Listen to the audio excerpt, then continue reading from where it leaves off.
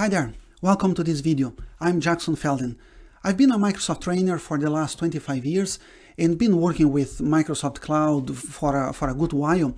When it comes to the MS-900 exam, I know Module 4 can be very challenging. There are so many components around security you need to understand in order to tackle the questions. This is why I put together a couple of slides and some demonstrations as well. Even if you're not doing the exam and you want to see all of those features in action, like Azure AD, Multifactor Authentication, Conditional Access, Defender for Office 365, data loss prevention, and so on, this is place for you. I will cover with a very few slides and some live demos, and for those doing the exam, I hope to help you to get ready for your exam. Let's get started. Okay, when it comes to identity and access, of course, everything starts from Azure AD. Basically, Azure AD is the directory service, is the place where all the identities, users and passwords and groups and contacts, all of those elements, they are created and maintained. There are a couple of different setups we can organize the cloud identity. The first one is the cloud-only identity. This is the place where, let's say, there is no on-prem Active Directory and all the devices like Windows 10, they are plugged straight or they are joined straight to Azure AD. And the second scenario is when it comes to hybrid identity. When sitting the exam, if you are getting any questions around hybrid environment, and then most likely the questions is in terms of this scenario here. A company has a couple of servers with a local on-prem Active Directory, and then we use something called Azure AD Connect, basically to do the replication between the on-prem and the Azure AD in the cloud. And then from there, basically, we can easily, or make it easy, manage all the users and groups and, you know, some element from the security. Let me show you to give you a better understanding. Okay. Here I am at my Microsoft 365 Admin Center. I want to show you a couple of important things from here. The first one is, of course, all my users are in here, but I want to point out the sync status.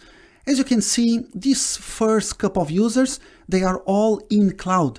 It means I created these users on my Azure AD, and there is no sort of replication between these users in my environment back on-prem running from Active Directory. If I keep going down, yeah, as you can see now, I have some additional users. And if I just look at myself in here, Jackson, yeah, this user is asynced from on-prem.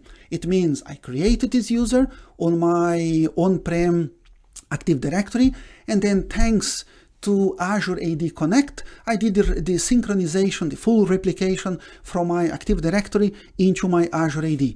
And then when I get my users in here, I just need to add a license, and they are pretty much ready to go to take benefit and using all the Microsoft Teams and SharePoint and Exchange Online and all of those features. Anyway, this is all about Azure AD and the way the replication actually works. If I go back to my slide, okay, the second important thing for me to work now here is all about multi-factor authentication. When it comes to authentication, if we keep using only users and a password, even a complex password, is not kind of secure, that secure anymore in these days. This is why multi-factor authentication is in there, and the idea is, in addition for the username, in addition for the password, we need to add a second element when it comes to the authentication. There are different ways to enable multi-factor authentication. We could get, let's say, a code on as a text, and then when I'm about to log in, I need to type in that code. I could install the Microsoft Authenticator app and then get a code from there. And if I want to make easier, I can do just I can set a configuration where the user just need to click on deny or approve the login. And then from there, we can basically mitigate around 99% of the account hijacking. Okay, let me show you in action how this feature actually works. Okay, if I go back now to here. Okay, now let's say I have a user called Alex, and the user is about to read some emails. If I go over the mail.office365.com, let's see what's happened.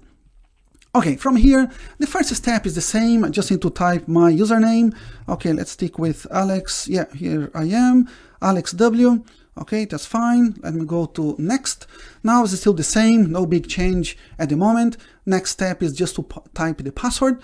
Now, if I click on sign in, and then thanks to the multi-factor authentication, now actually I need to get my mobile in here, and then I need to approve. If I go back in here, yeah, I already got it, and now I just need to tap approve. I could here set the system not to ask for multi-factor authentication for the next 14 days, but let's keep safe, and I just tapped approved. And now basically Alex is in, okay, and ready to go. Okay, that's the way you need to remember for the exam, and you know, for those guys who never seen how the multi-factor authentication actually it works, is basically it adds an additional step when it comes to the authentication. Okay, the second important element when it comes to the authentication is the conditional access, and actually it is brilliant. Basically, the conditional access allow the security, let's say the security department, the security guys to add some elements, and then eventually users, they will be able to log on or not based on some conditions. For example, if I'm logging in from Ireland or from the UK, for example, I could say that's fair enough. Let's say I want to force the multi-factor authentication, and we are kind of, sorted. If there is any, let's say, any authentication request coming from any place outside of Ireland and the UK, we want to block that straight away, because I know my users, they only work from the UK and Ireland, and I want to play safe.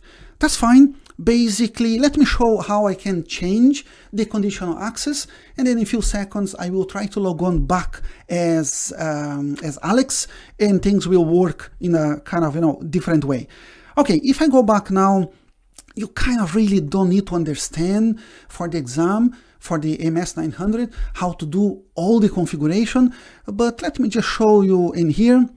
If I go to my Azure Active Directory, and then if I scroll down here to security, go in here, and then under security, we have the conditional access. Okay, don't worry too much about the configuration for the exam. You really need to understand, just in a high level, how things, how the elements kind of work together. Anyway, I already created a rule called unknown network location for Alex. If I click in there, and I just want to show quickly in here, of course, I could have a configuration for all my users, or for everybody from the finance department, everybody from the marketing department, and so on. But for the moment, I only picked here basically Alex. Okay. The second thing is I created, or I've set a couple of conditions. One of the conditions is basically locations.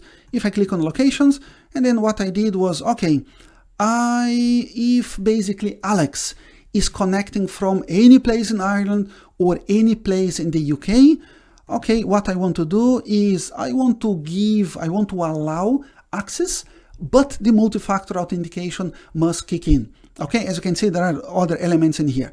Okay, now let me show you how this tool can be powerful enough. If I go back to my conditions, and then eventually go there in here and say, okay, I will keep the condition. If any request comes from Ireland or the UK, I want actually now to make sure those requests don't get in. Okay, I don't want anybody, let's say in a different scenario now, I don't want anybody connecting from Ireland or from the UK, okay, just as a test. Okay, let me change the configuration now. Any request coming from Ireland should be blocked now straight away. If I click on select, and then I want to make sure I want to save, and okay, job done for the moment. Okay, that's fine. Now if I go back to my quick lab environment in here, sorry, if I go back here to Alex, let me just log off from Alex, and let's start from the scratch. Okay, from here. Okay, let's see now how it works. I will try to log on as Alex again. Basically the same thing I did before. mayo.office365. Okay, that's great. Now let me try Alex again. Okay, now same password. And if I click on sign in, yeah, as you can see, the system even didn't ask for any multi-factor authentication, because basically I'm running this test from Ireland, and because I set the condition saying any request coming from Ireland should be blocked straight away for Alex, and that's the way it works. Okay, anyway, let me go back to my quick slide in here.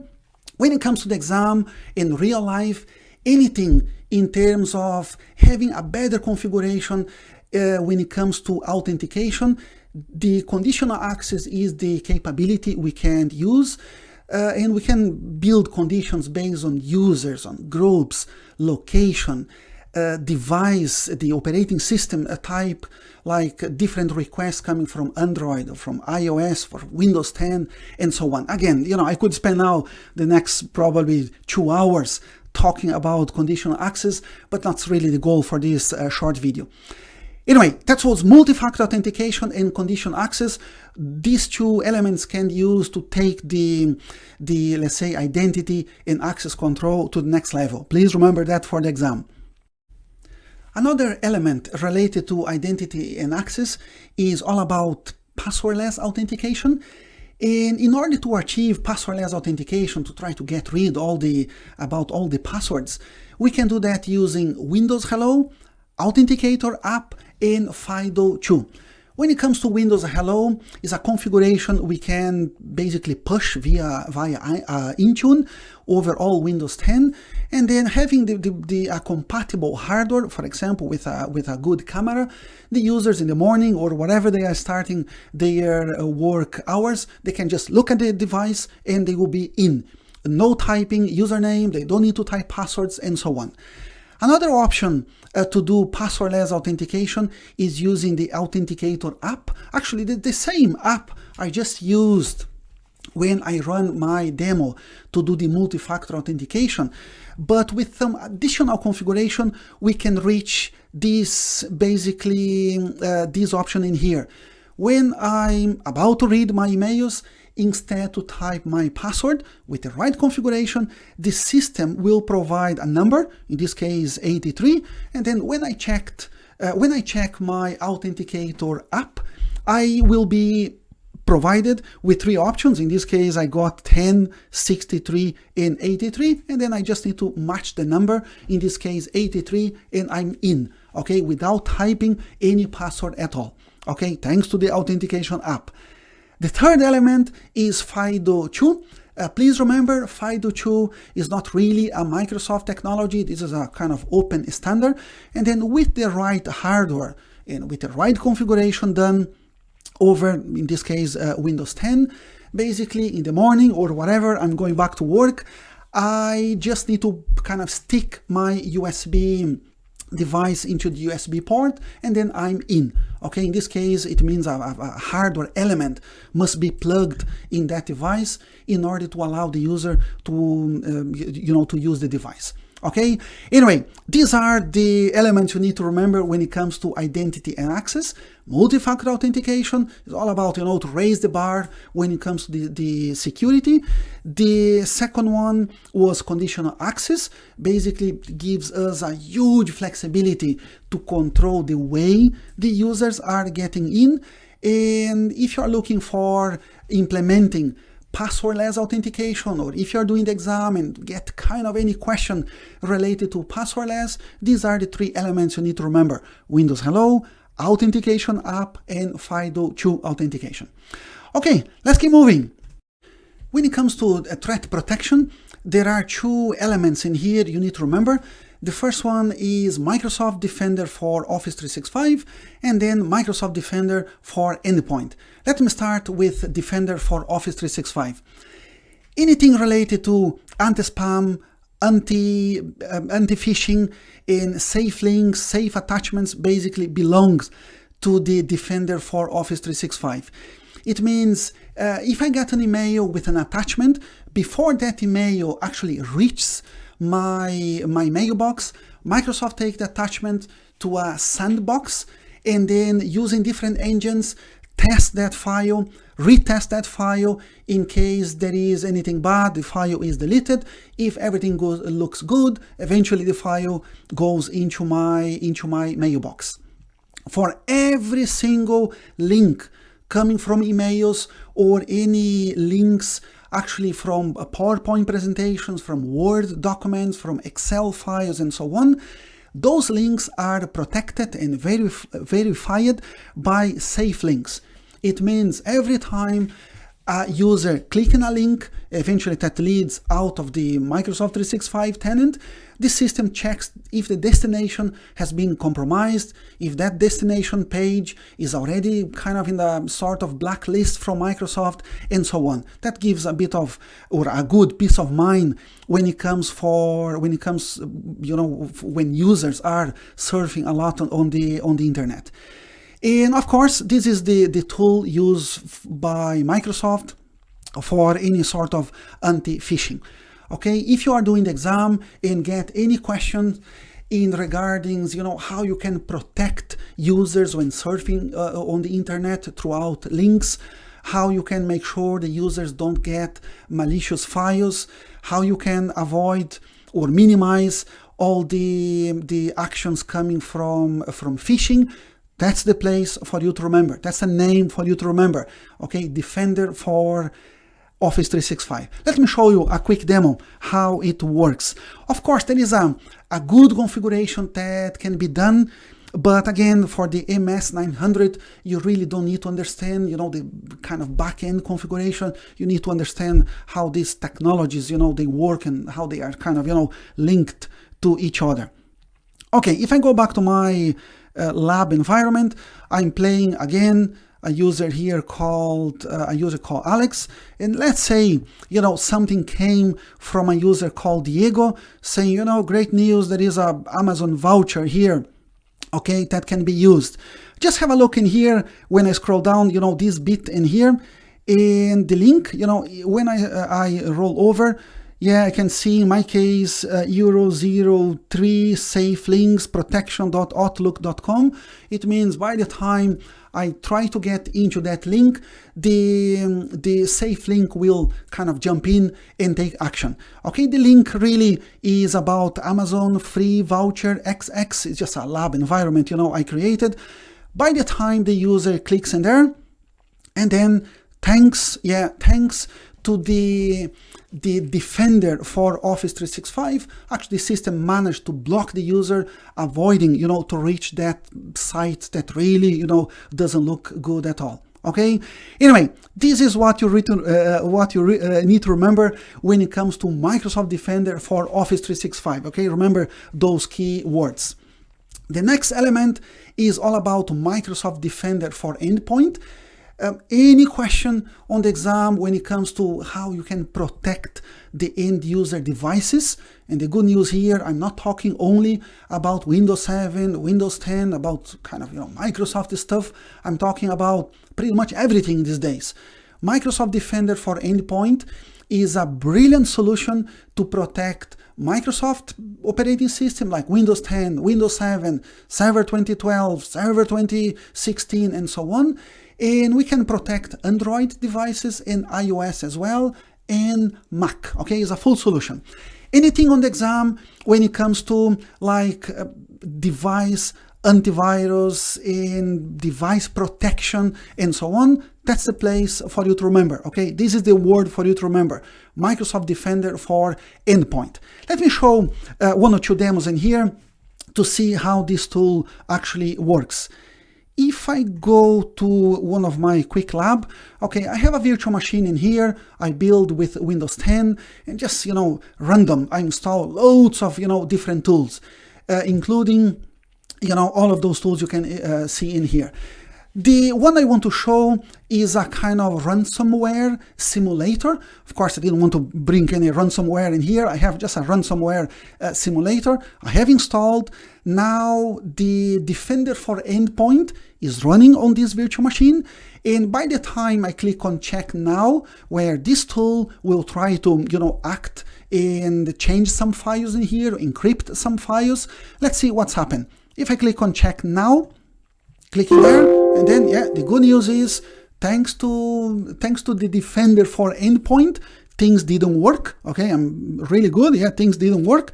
I could have a look in here and then check, some options, virus and threat protection. Yeah, if I click in there, and then I could get some more information in regards, if I go to the protection history, could click in there, and then eventually see why, actually that tool, why that tool didn't work. In this case, Microsoft detected that simulator as a ransomware attack. Okay, just to show a live, action in here, thanks to the Defender for Endpoint.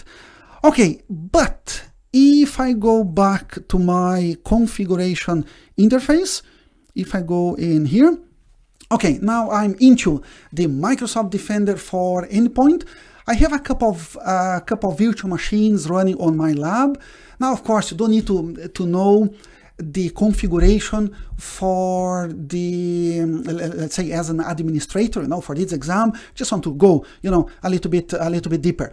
Okay, if I go to my virtual machine, in this case, desktop 02, click in there, and then I can get now a full X-ray in regards all about my desktop 10.02.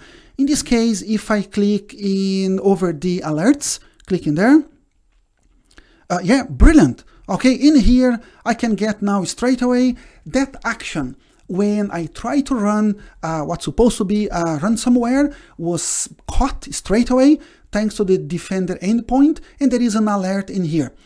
Okay, based on all the other tools I have installed on that virtual machine, another thing not looking really good, it was more from an information point of view, but because I installed, by the way, I don't use this tool, I just was, just wanted to show, but Microsoft, pointed the a BitTorrent, element here as not great, and then, flagged to the system. And then it's brilliant because the administrator can get a full X-ray, for example, about all the software, in this case, the software inventory, running from every single machine in that particular device, in this case, desktop 10, and for the whole organization, actually.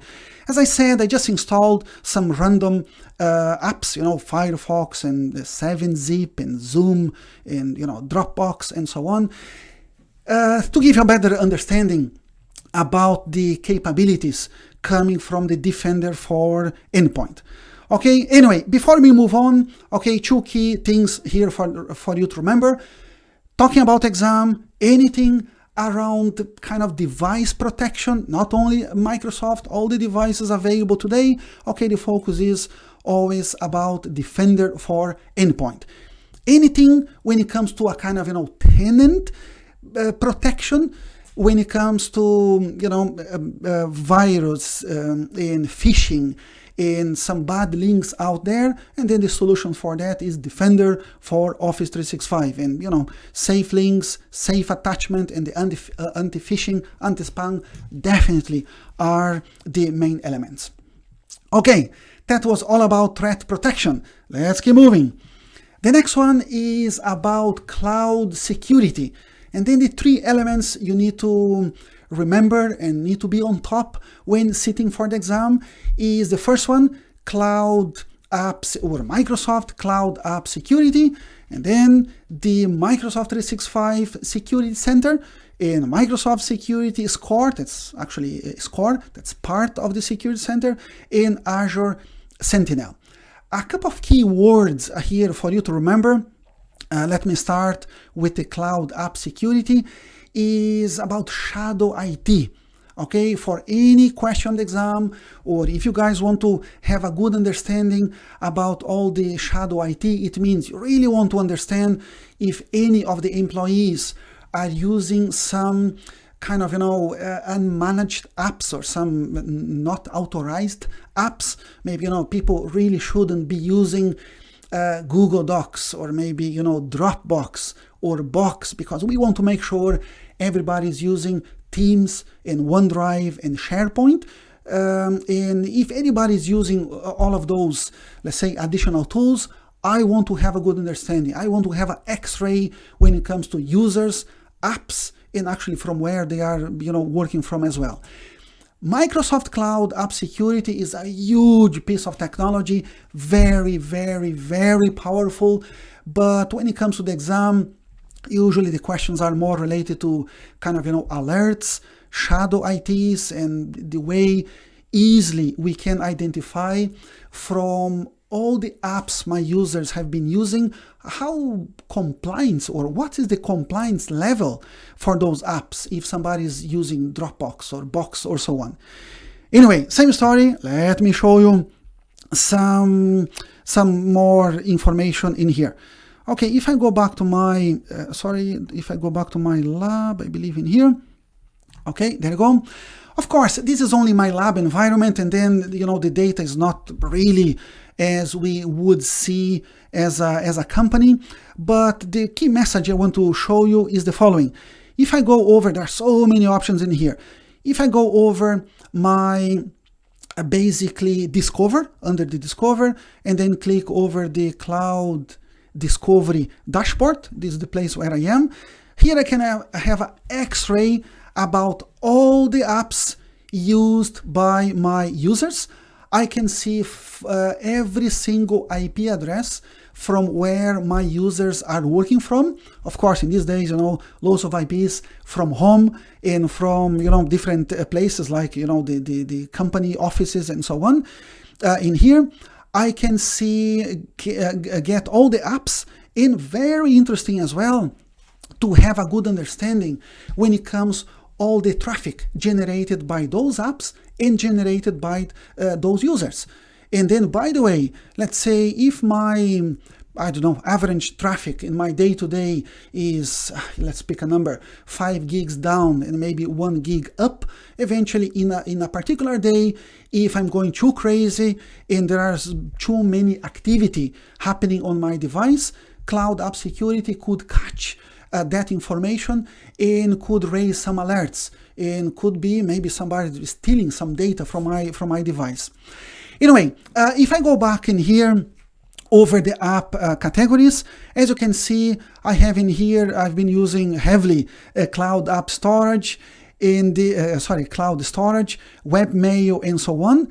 And what is really brilliant in here, I can see what actually are all of those apps and components my users are using. In this case, Microsoft Exchange and Skype and Teams and all the other third-party apps as well. If I go over my users, and then I click in here, of course, it's just my Alex user I've been playing, and then I can see all the traffic generated for every single user, and then eventually, try to understand why some users are too crazy when it comes to the any communication coming down or up.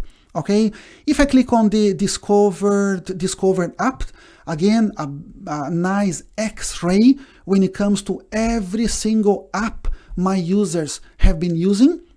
Very important in here is the score. In this case is the kind of compliance and security score as well for each app.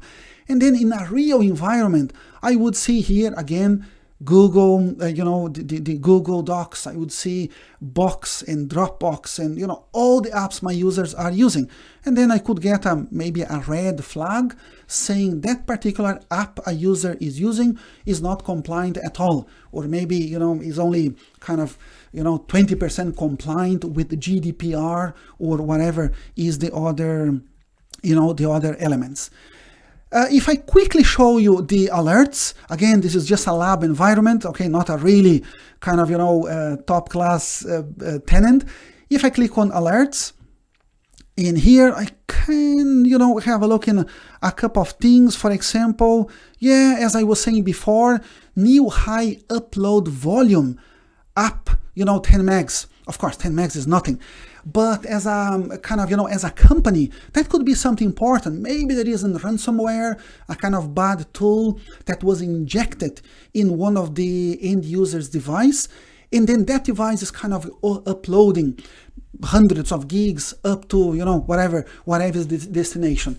Thanks to the cloud app security, straight away, the administrators, they can get to know that kind of not normal activity and then eventually take some actions on top of that, okay? Anyway, that's a quick demo when it comes to the Microsoft Cloud App Security. Okay, keep your eye for any question coming around, all the app management, all the SaaS compliance, and usually, can be things around shadow IT as well. Okay, because as I was saying before, thanks to the Cloud App Security, we can get a full X-ray about all the apps used by our users. Okay, the next one is all about Microsoft 365 Security Center. Okay, the key wording in here is posture. Okay, posture. If you want to understand what is the security posture for my tenant, okay, in this case, thanks to the bad configuration or good configuration, the score will go up or will go down.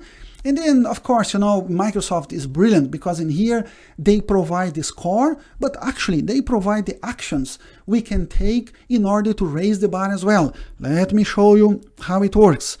If I go back to my lab, okay, oops, that's the wrong one.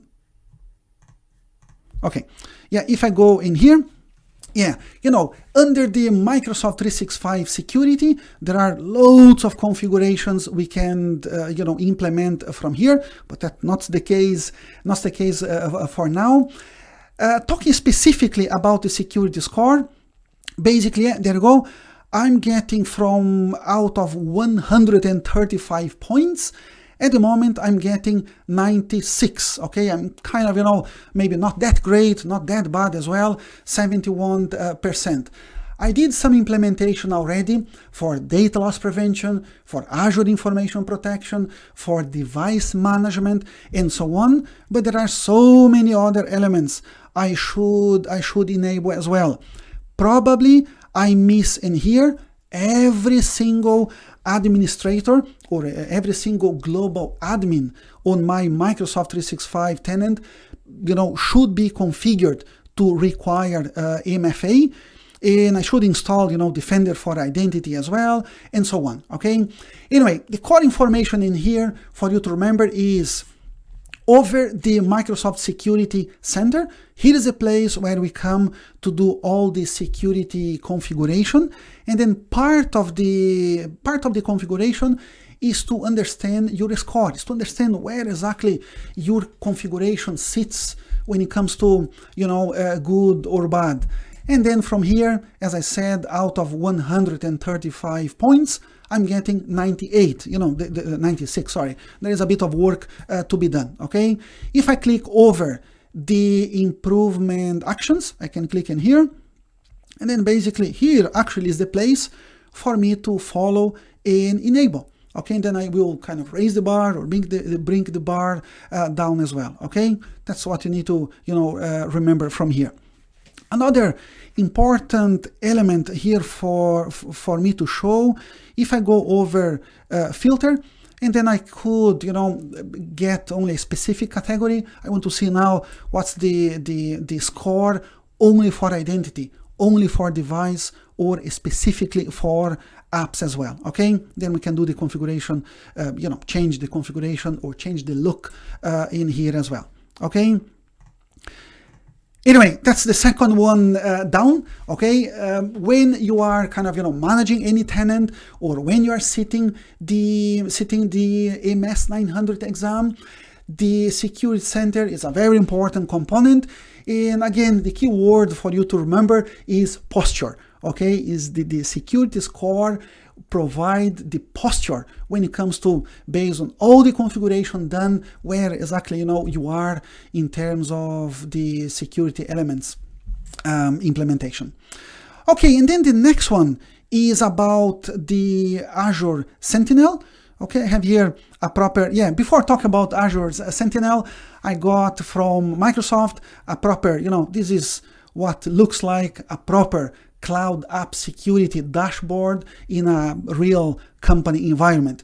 In this case, the users are using 128 different apps, 5,000 plus users they are all connecting from 3,000 plus different IP addresses. In the X-ray I was telling you a few seconds ago is here.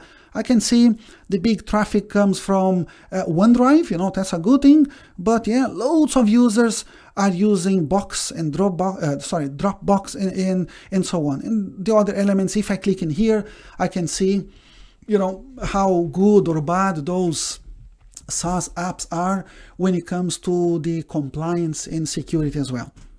Okay, when it comes to the Azure Sentinel, the core message you need to remember in here for the exam, and eventually if you are kind of implementing your environment, is, let's say, a single place where you can grab all the information when it comes to security alerts in authentication, in risk authentication or risky authentication, and so on, from a single place.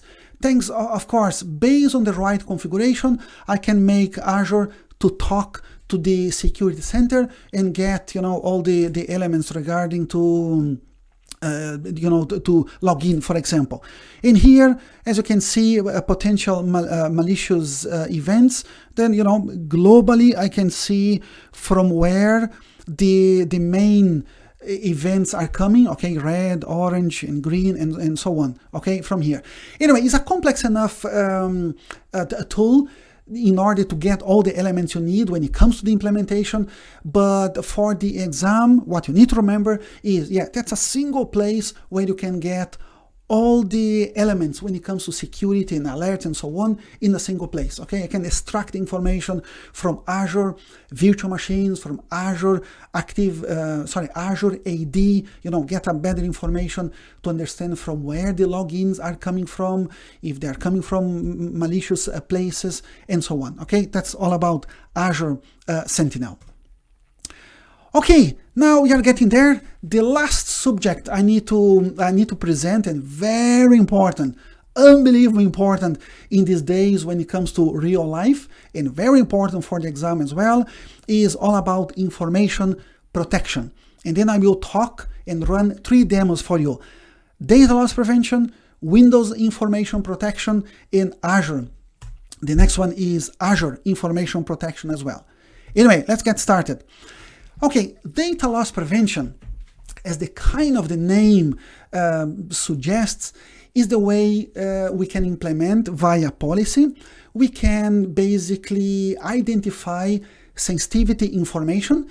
The sensitivity information can be credit card details, could be maybe medical history, can be anything. Okay, the administrators, they can create different sensitivity types, and then those sensitivity types can be combined in policies, and then that policy basically will allow or not that sensitivity information to leave our organization or not. Okay, in the demo I will present here is I will get information, I think I will get a credit card detail, and then if I try to share a Word document, okay, if I try to share a Word document from that contains credit card details, I want to share with external users, it doesn't work.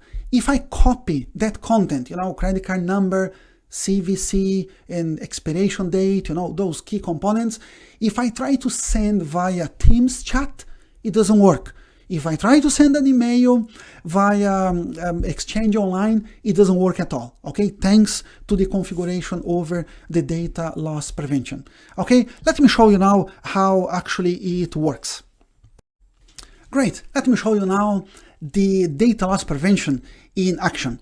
I have a couple of files on my SharePoint, okay? One of them is the company credit card details. I already got in here. Okay, as you can see, yeah, credit card number is in there, the expiration date and so on. Okay, let me copy this information, right click, copy, just to show you I'm really copying that info. Okay, that's fine. Now let's see, my first action is, let me try to share this information with one of my colleagues.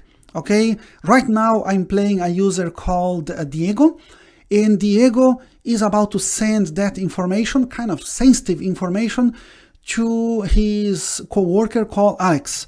If I just paste that information in here and then hit enter, everything should be fine, because my data loss prevention policy allows sensitivity information to travel between users in my own organization. Things get more complicated if Diego actually tries to do the same with an external user. Okay, I have an external user called Jackson Felden Labs. Okay, I was playing already, everything looks good. By the time now Diego try to paste exactly the same information I have configured to tag as sensitivity information, try to send that info out of the tenant. Usually it takes a couple of seconds, but the system should be able now to detect this information as sensitive, and as you can see in action, okay, the system blocked that info in leaving the organization. Just brilliant. Okay, eventually, if Diego thinks, oh my goodness, I really need to send this info out. Okay, Teams didn't work. Let's try another approach, and why not to share the whole file?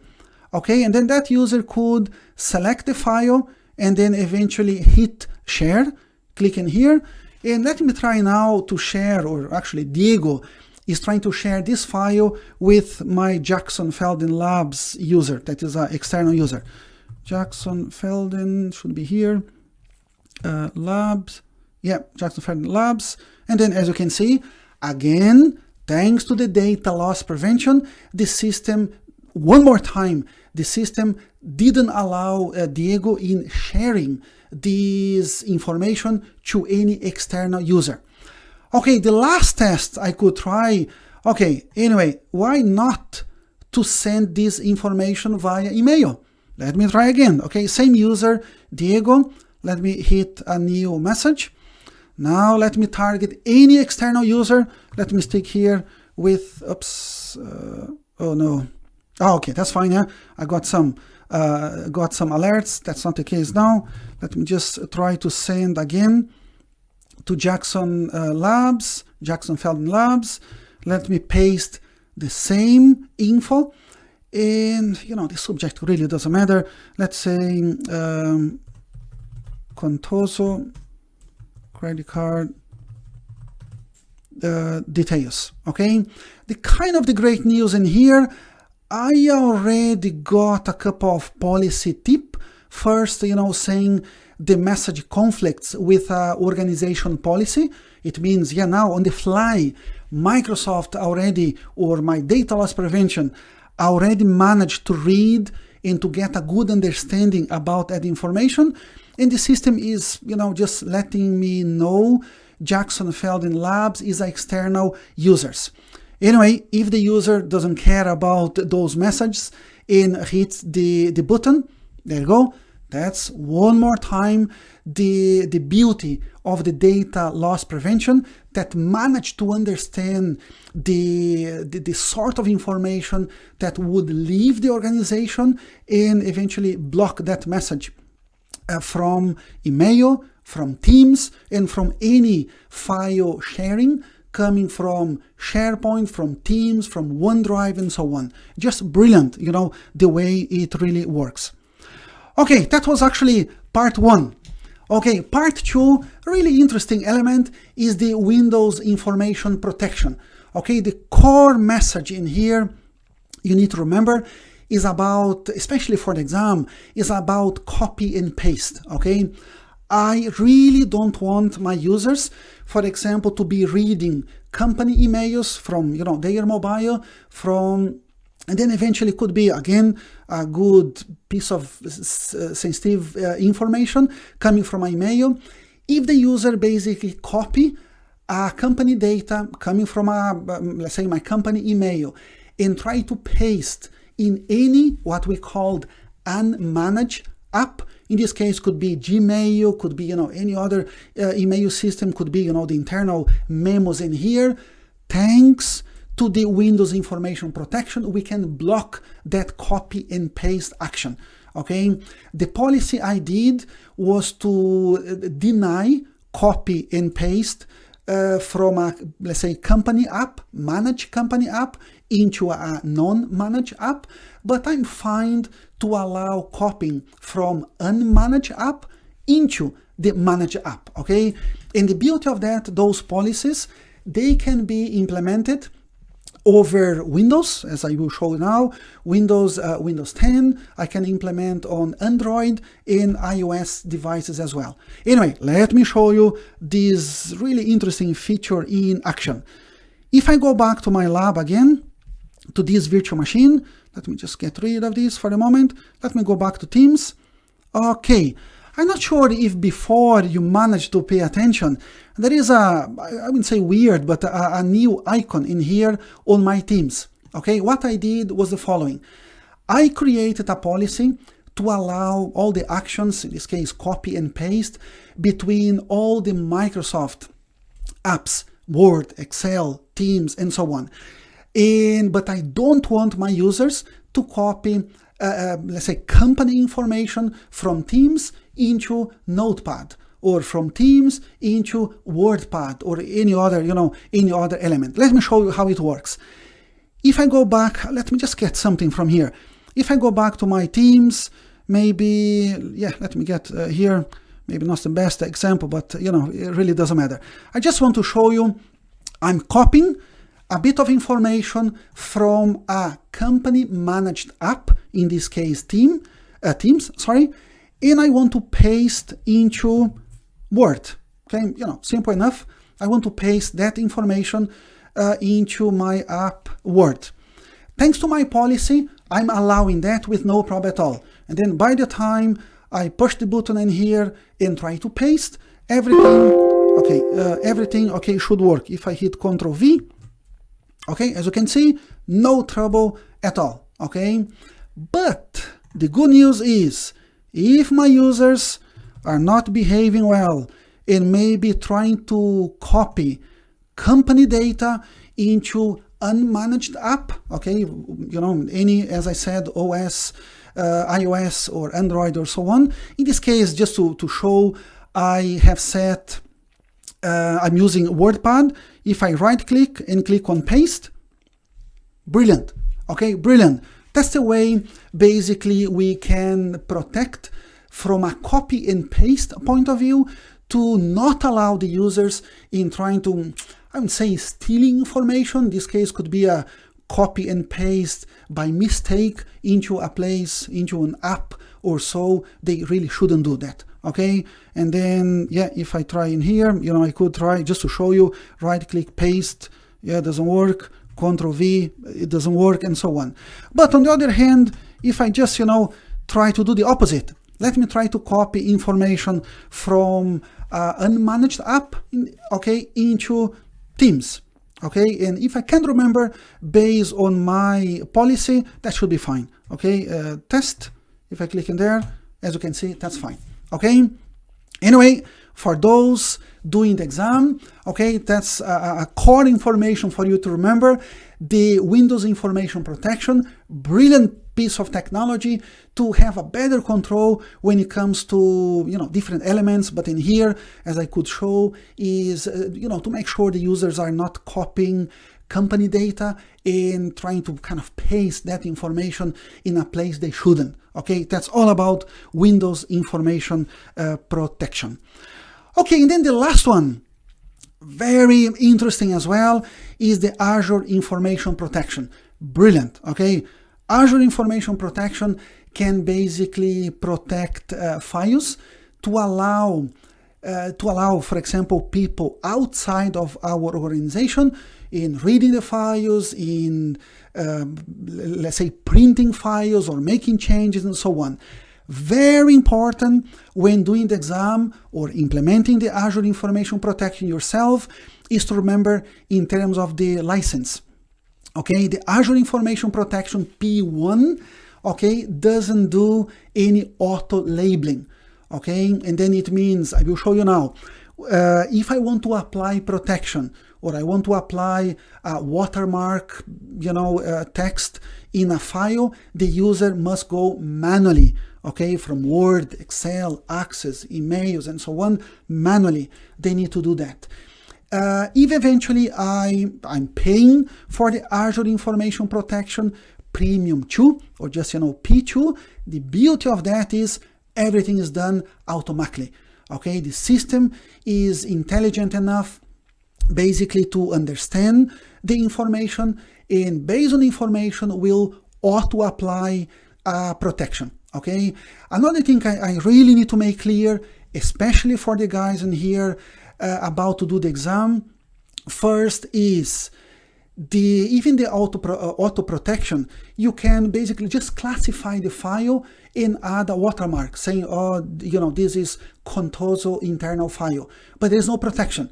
If anybody, brings a USB, connect on the device, kind of steal the information, try to use that file from home, is fine. Okay, the file is not protected because a part of the configuration, or let's say my configuration, was only to label the file without protection. Okay, another option is apply a protection. As I already said, I want to make sure only the finance department has full permissions on the file. It means they can change, they can take screenshots, they can print, they can forward, for example. Anybody in my organization has only read-only. It means, as the name suggests, they can read the file, no print, no download, no forwarding, nothing. Okay, only reading. And anybody outside of the scope of my organization, no access at all. Okay, that's brilliant, because eventually if somebody steals files, copy to an external hard disk, goes home, and then eventually call the company saying, oh, sorry guys, I'm out, I don't want to work to this company anymore.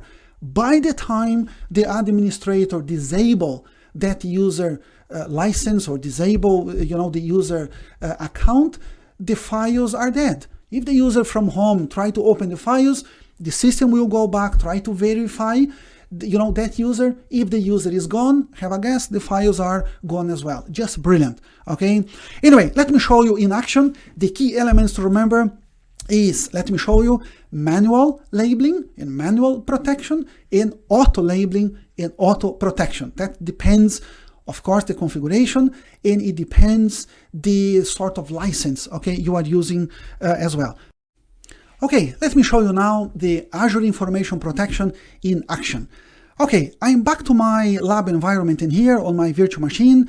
And first, I just created, or I'm about to create, a basic file. I'm calling sales reports. And if I click in here, okay, that's my sales report. Just let me quickly, the content in this case really doesn't matter.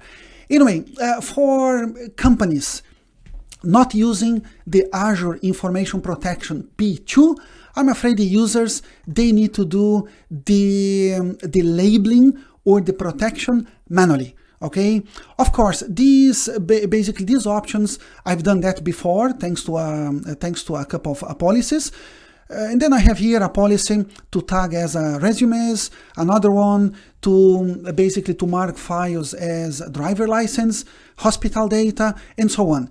In this case, let's say it's just a basic file, and then I need to teach my users to go and click on the sensitivity and say, oh, yeah, you know what, this is a company standard file. And then they hit in there. I'm not adding in my on my configuration, I'm not adding any protection, and I just wanted to add a watermark saying Contoso standard files, okay? Just to show the file is not protected. If I click in here and then go over info, okay, as you can see, the file is just a normal file, and in my case, the Azure Information Protection, in this case, was used only to label the file and kind of, end of the story. Very simple, and the user, had to do that manually. Okay, that's part one. Things get much more interesting when we enable the right configuration for auto labeling and auto protection. Okay, let me just get a bit of data in here. Same story, let me get the credit card details, could be anything. Okay, could be again client's contract, could be medical history, could be anything. We just need to have that configuration done on the back end. Okay, I just took that info. Now let me go to my file in here. Okay, empty file. As you can see, there is nothing done. I just want to show you, if I go in here, info, yeah, nothing is not protected, at all. Now, by the time I paste that information in, okay, everything's fine. I could type, other info as well. Now let me save that information. Okay, and then as you can see, there is a small delay at the beginning. Why? Because actually Microsoft, thanks to the Azure Information Protection, took the time to check my file content, and believe it or not, okay, the system was able to auto-label and auto-protect my file, okay? It was detected as credit card number. Again, this is a text, a basic text I added, we could change.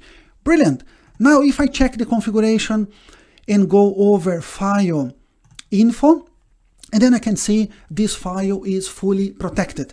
And fully protected, as quickly I said, in this case, means the file cannot be downloaded, nobody can print, nobody can take a screenshot, nobody can forward that file, and so on, okay? That was, kind of a quick live demo when it comes to the Azure Information Protection. The key wording you need to remember, okay, Azure Information Protection, based on the license, okay, you can apply labels, okay, only a kind of watermark, just apply a label manually, or you can do automatically, okay? If you have the Azure Information Protection P2, can be done automatically. And if you enable protection, there is a bit of configuration to be done in deciding, who can download, who can print, who can take screenshots, or so on, okay? And that was my quick demo. Okay, and then the very last subject for this video is the Office 365 messaging encryption, okay? When it comes to the exam, any question in terms of, okay, how can you encrypt basically end-to-end emails between, anybody in the organization or external users as well. For example, I want to send an email to a Gmail, account, and I want to make sure it's fully encrypted. And then the element, okay, the element for that is exactly the Microsoft 365 encryption. That actually is a kind of subset of the Azure Information Protection. Let me show you now the email encryption in action. Okay, let me go back to my virtual machine. Okay, here I am, and let's say I'm sending a very important email out to jacksonfeldenlabs@gmail.com. If I want to make sure the end-to-end communication between the two systems is fully encrypted, the messaging is encrypted itself, the key place I need to go now is if I go over options and click on encrypt, okay, we have a couple of options in here, but right now I'm looking to the encrypt only. Okay, I want to make sure the message is delivered fully encrypted. If I just hit that button, okay, that's fine. Now, let me just send this info out. Oh yeah, because I have set the labeling, in this case the user actually doesn't matter. I'm forcing the users to pick one of the labels from my Azure Information Protection. Let me set as a company standard file. Okay, please remember, picking this label based on my configuration, nothing is encrypted. It will be encrypted by the email system in this case. And let me send the email out. Okay, that's fine. Now, if I go back and have a look on my Gmail account, okay, hopefully in a few seconds I will get the email, okay, in here. And then I will be able to show exactly the end-to-end encryption. Now, there you go. Okay, I got a message now. I'm playing Jackson Felden Labs at gmail.com. I got a message from a user called Diego. And in here, I can see straight away, okay, the message, is fully protected. Okay, that's great.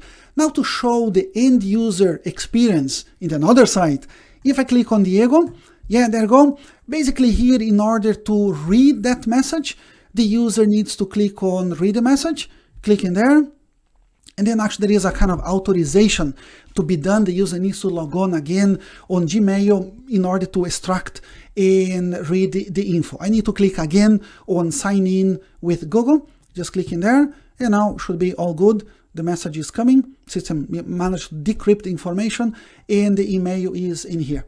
Okay, and as you can see, message encryption by Microsoft Office 365. Okay, that's the kind of the end user experience when it comes to the destination. Anyway, there you go. That's, as I was saying, anything in regards to end-to-end encryption when it comes to emails. Please remember, the component is Office 365 message encryption. Okay, that's the key wording and the key thing you need to remember for the exam. And that's it. Hopefully now you have a much better understanding about all of those Microsoft security capabilities. If you enjoyed this video, please give a like, and I would love to see your comments. All the best, stay safe, and thanks for watching again.